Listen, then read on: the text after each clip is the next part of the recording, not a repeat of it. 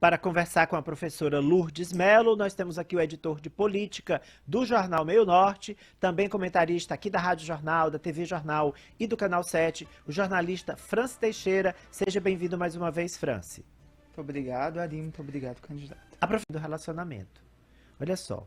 Maria Luísa de Andrade, 53 anos, morta a facadas pelo companheiro Reginaldo de Andrade Araújo, depois tentou se matar porque não aceitava o fim do relacionamento. Professora, uma vez governadora do Piauí, governadora eleita, o que a senhora poderia fazer de políticas públicas voltadas para proteger a vida das mulheres? Porque casos como esse eu tenho relatado aqui quase que diariamente. Bom, primeiro eu queria agradecer o convite, né, por estar participando desse programa.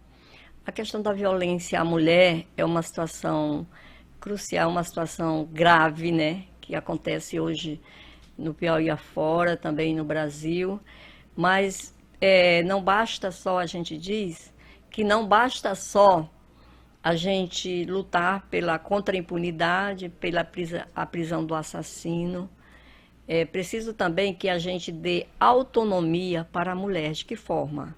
A mulher ela precisa ter uma casa para morar, ela precisa ter um emprego, ela precisa ter um bom salário, ela precisa ter a creche para deixar seu filho para poder buscar um emprego e trabalhar. Isso dá uma autonomia para ela romper com o possível criminoso que convive, né? Porque senão ela vai ficar dependendo e sendo ameaçada e muitas vezes morta e assassinada mesmo, né? De forma cruel. Franci Teixeira. Candidata, o Partido da Causa Operária apoia o ex-presidente Lula na disputa presidencial. No entanto, é um apoio que não engloba o vice na chapa do Lula, o Geraldo Alckmin. Então, queria lhe questionar se não há uma contradição, porque, de certo modo, se vai votar no Lula, vai acabar votando no Alckmin também, que é o seu vice. Não tem como dissociar. Então, como que o PCO faz essa divisão da figura do Lula para a figura de Geraldo Alckmin? Até o Alckmin, ele tem um apelido, que é o picolé de chuchu. Aquele picolé mais sem gosto. Então, o Lula escolheu, o acordo foi feito com o Lula, não concordamos com esse acordo, e por outra forma também, o nosso apoio nestas eleições ao presidente Lula é o próprio Lula. O nosso programa é diferente, nós não temos nada com a proposta de programa do governo Lula, principalmente com o apoio ao Alckmin. E nós colocamos o seguinte: por que nós apoiamos o Lula? Porque a gente entende que o Lula, ele tem uma trajetória de luta, ele tem o apoio dos trabalhadores de conjunto.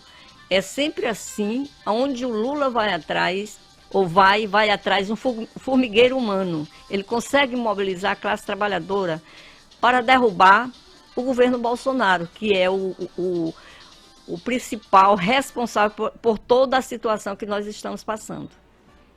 Professora, eu vou continuar na mesma linha. Você ouviu aí um barulhinho de celular, né? Porque o telefone da professora Lourdes Mello estava aqui no estúdio, mas o nosso produtor já pegou. Mas o entendimento aqui na rádio, professora, ficou bom. Ó. A senhora falou bem, didaticamente, deu para entender.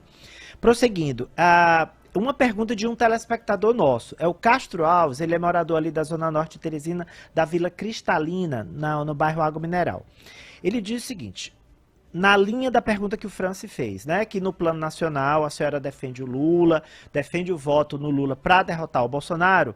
E aí ele pergunta o seguinte, não faria sentido o PCO se aliar logo ao Rafael Fonteles aqui no Piauí? Por que não um apoio ao Rafael e uma candidatura própria? A eleição estadual é um outro processo, né? Porque nós estamos também, mais uma vez, correndo no nosso programa, fazendo a nossa campanha, e também é independente da campanha do Rafael.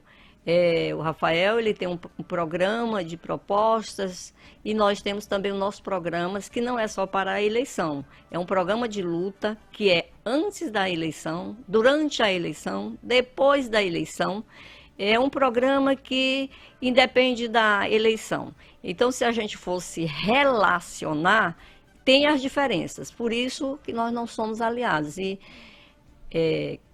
possivelmente haverá uma discussão se houver segundo turno, mas até agora nós estamos correndo sozinhas.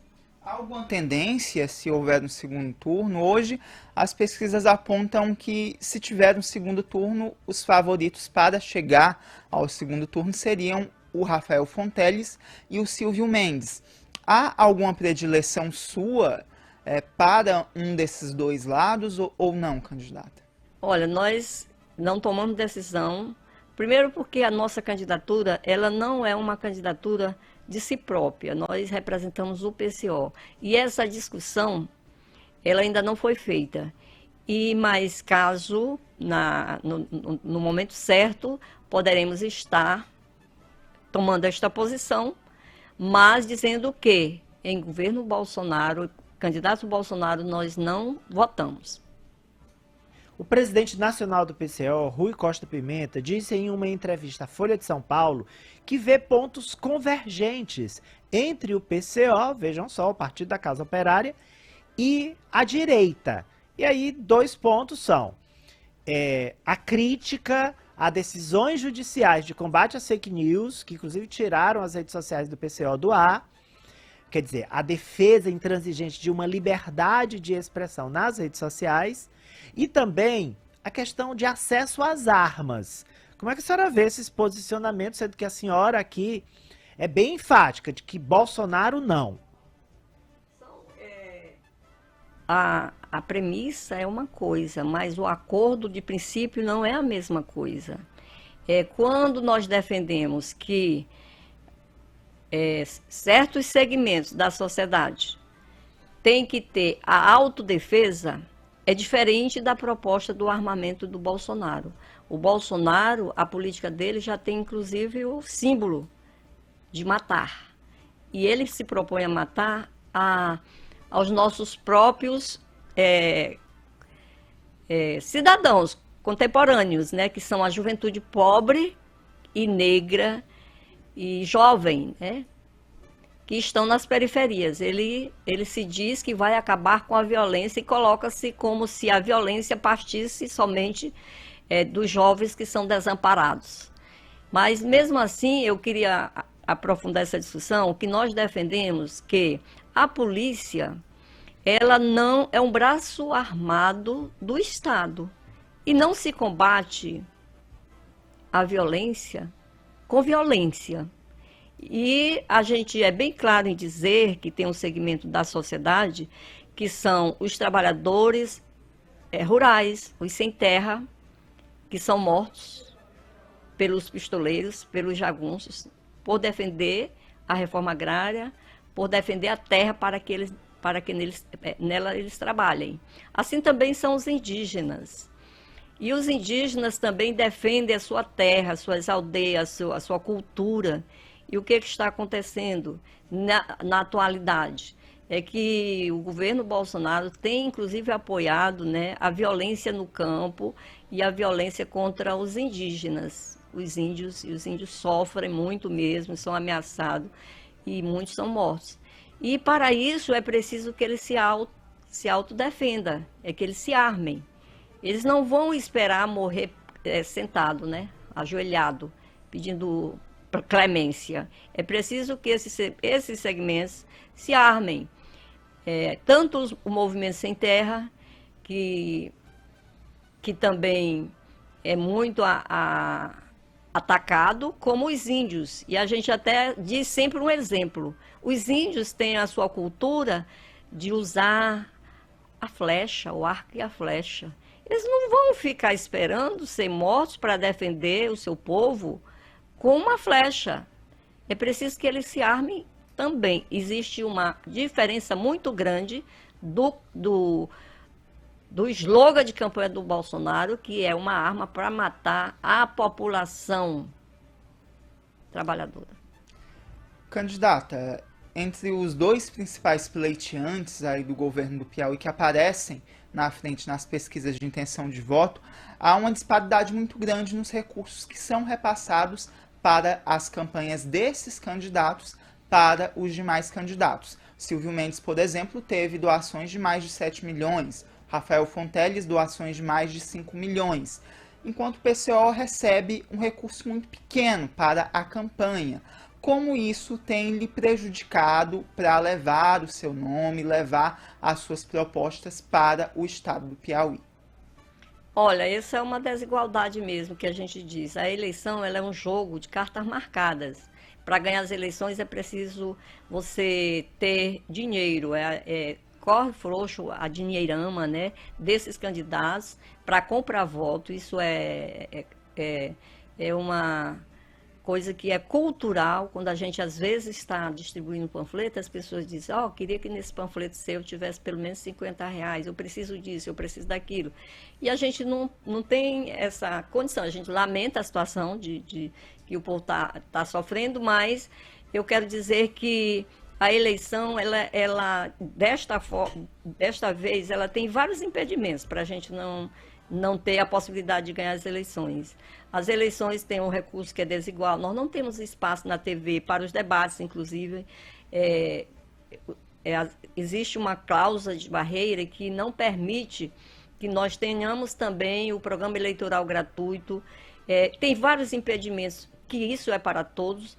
Você não pode colar um cartaz. É praxe de nós da esquerda se comunicar através dos cartazes. Não pode. Só pode colar numa casa que o proprietário da casa concorde. Não pode também usar o carro de som. Tem umas normas lá. Não pode usar outdoor, que também não é o nosso caso, que é muito caro o outdoor. Mas isso tudo são impedimentos para acabar com o brio, com a democracia que seria um pleito eleitoral. Então a eleição ela é desigual, corre uma dinheirama aí muito grande, compra de voto e ainda tem o orçamento secreto.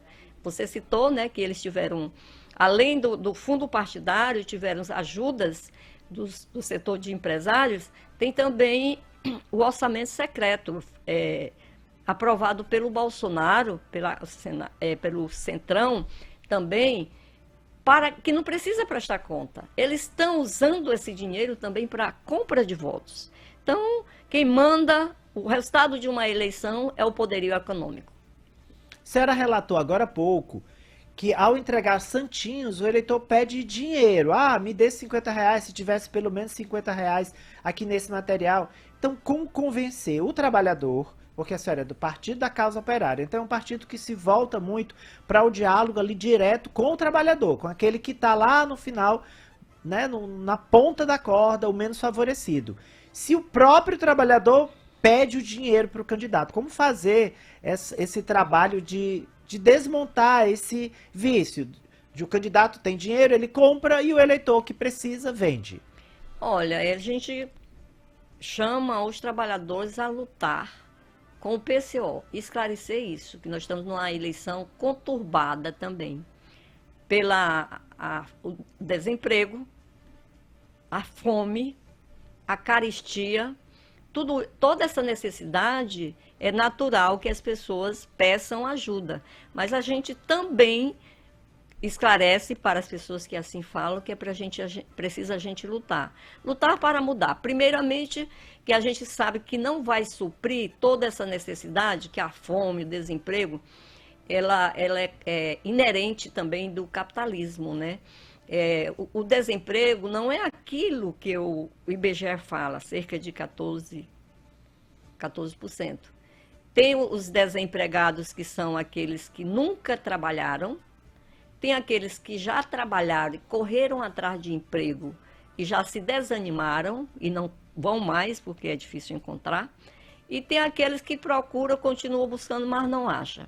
Então, o contingente de desempregado não é os 14%. Se a gente for somar todas essas dificuldades, nós estamos vivendo num caos mesmo de desemprego que chega mais ou menos 50%. E a gente sabe que precisamos esclarecer para a população. Nós não podemos, sozinhas, resolver o problema de quem está passando fome. A gente defende para o emprego é preciso que se tem a fome e o desemprego, é preciso que aumente o salário. Salário de 100% para que cubra a questão da fome, né? E para isso precisa outras medidas, né? Nós defendemos a redução da jornada de trabalho para 35 horas semanais, que com isso abre um campo de emprego para os que estão sem trabalhar. E a gente até defende como um slogan: trabalhar menos para que todos trabalhem. Então, nós temos sempre um chamamento para a classe, para que compreenda, classe trabalhadora, para que compreenda a nossa missão, as nossas propostas numa eleição e mesmo fora das eleições. Candidata, a senhora cita uma espécie de revolução do operariado, da classe trabalhadora. Como se daria essa revolução? Seria uma revolução no campo político, no campo da democracia, ou seria necessário pegar em armas, lutar? Como de fato seria plausível essa revolução no cenário atual em que nossa sociedade é uma sociedade de fato capitalista atualmente? Então, como se daria essa revolução da classe trabalhadora? Então, primeiro a gente diz que todas as mazelas que está acontecendo hoje para a sociedade é de responsabilidade do capitalismo. O capitalismo ele já caducou, ele já está enfermo, está na UTI, não tem mais saída para a humanidade. E que nós defendemos, nós somos um partido que nós defendemos um governo operário, uma revolução e a construção de uma sociedade socialista, uma sociedade comunista. Mas isso, ela não é assim também num toque de um chamamento de apenas de slogan de campanha.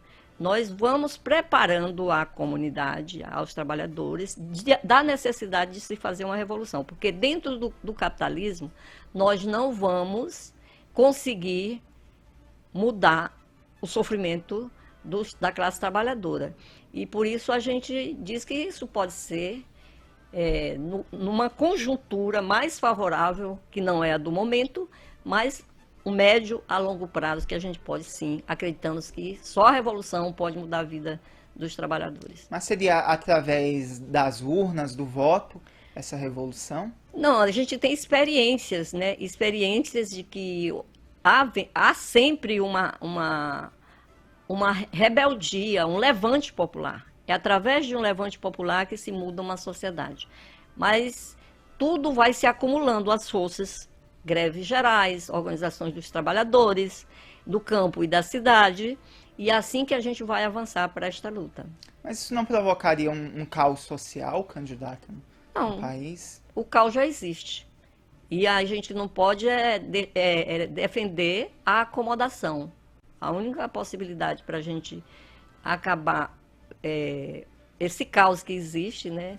Essa situação conturbada que nós estamos vivendo, é com uma revolução. Não vai ter, dentro do capitalismo, uma educação igualitária, uma saúde para todos, porque sempre tem a escola para o rico e a escola para o pobre.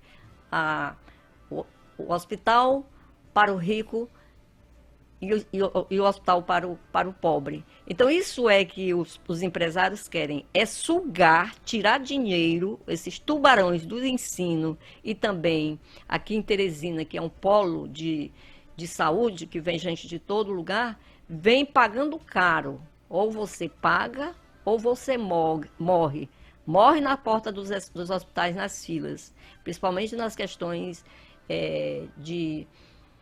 específica, onde tem um tratamento especializado. Então, isso é uma realidade, que a sociedade capitalista é para enriquecer o patrão e deixar a camada social, que é maior, que são os trabalhadores, sofrendo, passando fome.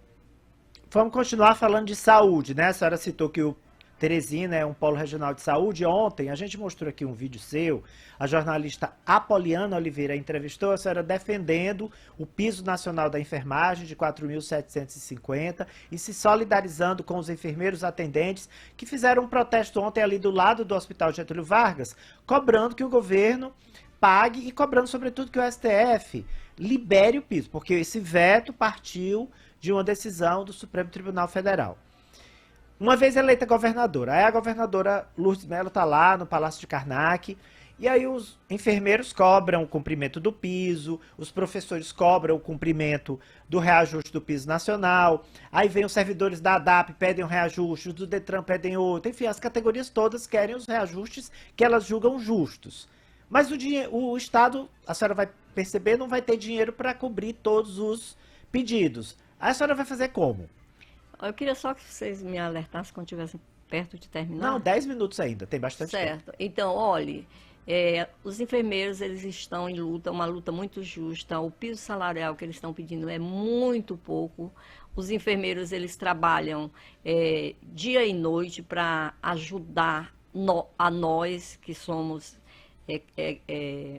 quando precisamos ir ao hospital, são os enfermeiros que aplicam injeção, são os enfermeiros que fazem curativo, são os enfermeiros que lhe dão o seu remédio. E trabalham muito, eles trabalham em vários plantões para poder suprir a necessidade. O piso dos enfermeiros que está sendo reivindicado é muito pouco. Não dá ainda para eles sobreviverem. E o que é que acontece? O ministro, o juiz que deu ilegalidade da greve, ele recebe cerca, de 80 mil reais de salário, fora as mordomias que eles têm.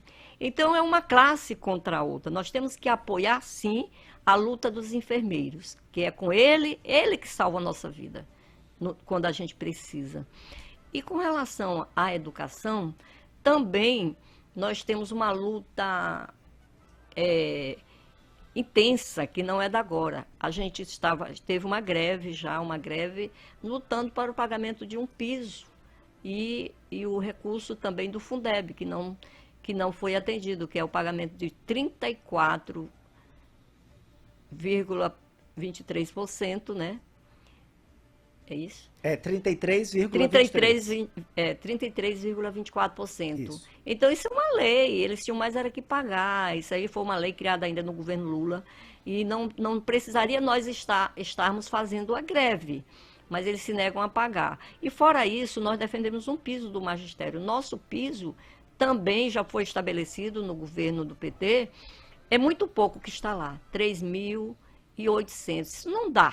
Não dá para uma família, porque até diz a Constituição, para uma família média, o casal mais 4 filhos, para ele sobreviver, ele precisa viver com dignidade, não é luxo. Ele precisa ter a moradia, o gasto com a moradia, com a saúde, com a alimentação, com outros itens mais, com o lazer.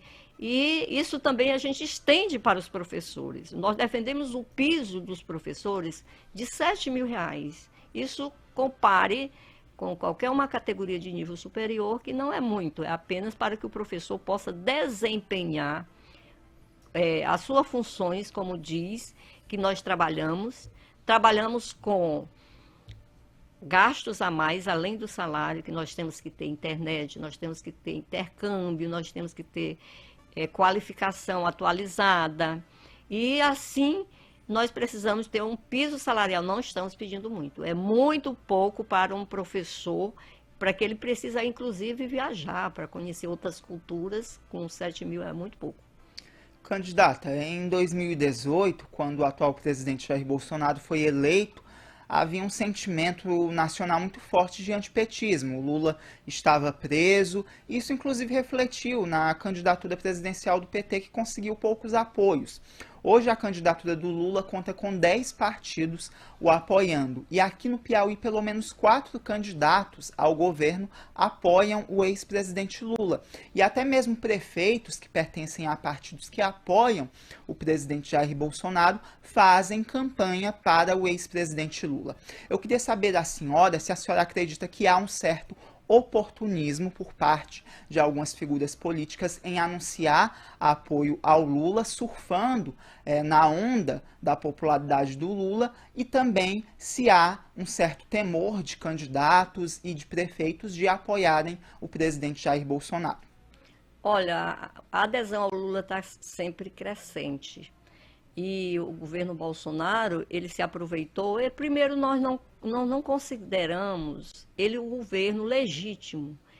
O Moro, né, mandou prender o Lula sem nenhuma prova para que o Bolsonaro ganhasse as eleições. E assim foi feito, né? E eles aproveitaram também desse jogo. Ele não é um presidente legítimo, a eleição foi um golpe, e para queimar o presidente Lula.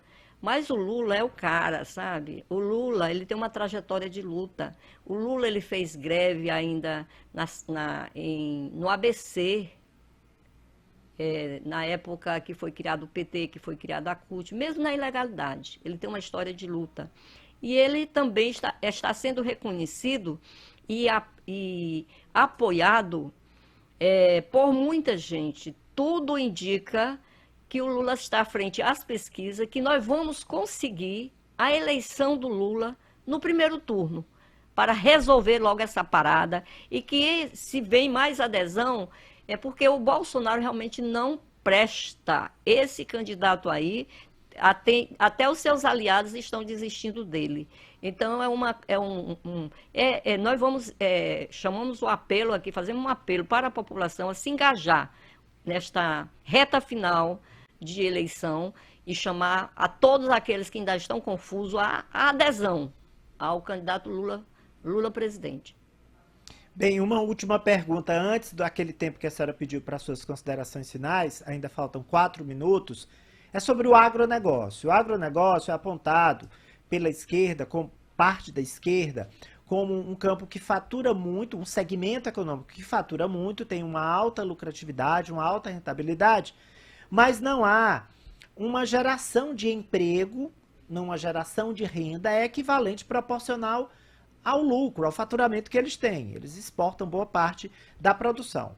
E o Piauí, ele tem ali a última fronteira agrícola, né, que é a região dos Cerrados e do Matopiba, que inclui áreas do Maranhão, do Tocantins, da Bahia e do Piauí.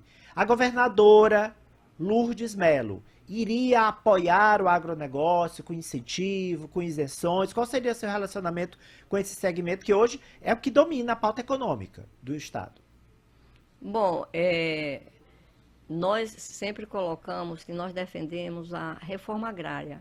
É uma reforma agrária naquele tempo que a gente, mais antigamente, nós dizíamos assim: reforma agrária na lei ou na marra. Vamos derrubar as porteiras e vamos ocupar a terra, porque a terra tem que ser para quem nela trabalha.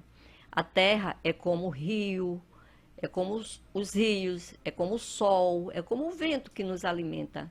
Eles não podem se dizer proprietário da terra. Eles são parasitas que ocupam as nossas terras. A natureza, tudo que tem fora da tecnologia, que é produzido pelos trabalhadores, pertence a nós da sociedade, e os trabalhadores no campo têm direito a trabalhar na terra. Aí agora o que acontece? O agronegócio, ele está se desenvolvendo e degradando as nossas terras, e tem também incentivos de recursos para desempenhar uma agricultura para exportação para outros países. O que nós defendemos é o fim do agronegócio e também a reforma agrária para os trabalhadores, sob o controle dos trabalhadores. Professora Lourdes, faltam 1 minuto e 40 segundos. E a senhora pode usar esse tempo para pedir voto, para se referir aos nossos ouvintes e telespectadores. Então, gente, eu queria mais uma vez aqui neste canal repetir, porque eu falo em outros canais, que eu sou Lourdes Mello, sou do PCO, sou candidata a governo do Estado, pelo PCO. O nosso número é 29. Nós temos também as candidaturas da professora Albetiza, que é candidata ao Senado. Temos o nosso vice, que é Clóvis José. Temos também a candidata Marli, que é candidata a deputada federal, e a candidata Lucila, que é candidata a deputada estadual. E a gente chama o povo, os trabalhadores, a lutar e votar com o PCO. E também queria dizer que, neste momento, o nosso foco principal é eleger o candidato Lula a presidente no primeiro turno. Lula presidente, vote e lute com o PCO. E também a gente chama a todos os trabalhadores a reconhecer a importância do nosso partido e venha votar, lutar e se filiar ao PCO. Professora Lourdes Melo, muito obrigado, boa sorte para a senhora. Faltam apenas 10 dias para o dia da eleição, 8 dias para o fim da propaganda, onde o candidato pode pedir voto. Boa sorte para a senhora. Muito obrigado pelo espaço. Obrigado a você também, Franci Teixeira. Obrigado, Ari, obrigado, candidata. Até amanhã, Franci.